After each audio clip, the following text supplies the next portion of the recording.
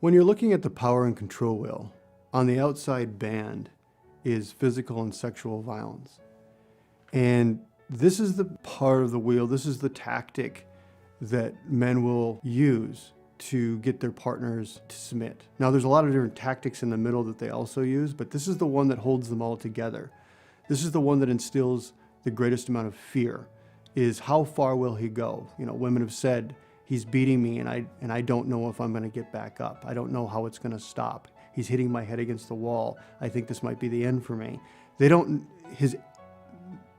violence that he uses, the threats that he combines with that violence are extremely frightening, both to her and the children. And the violence isn't just physical in the sense of hitting, slapping, and pushing, but there's also a great deal of sexual violence that happens. So you get this guy who believes that he gets to dominate his partner, beat her into submission. As one of my colleagues often said, that kind of behavior, that kind of thinking doesn't stop at the bedroom door. And so he has the sex that he wants when he wants it. Men have talked about having a sexual quota per week that she has to submit to.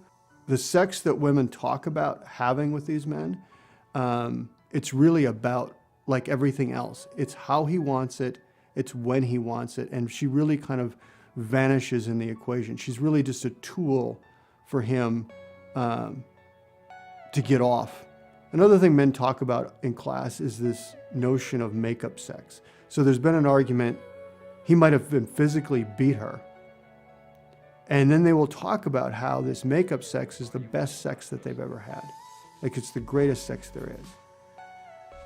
But the interesting thing is when you go and you talk to women who've been battered and ask them about this notion of makeup sex, it's one of the most humiliating things that they end up talking about. Because now this guy has just beat them, and now he wants to have sex with them. I mean, literally there was a woman who said that she'd put a pillow over her face when he was having this makeup sex with her.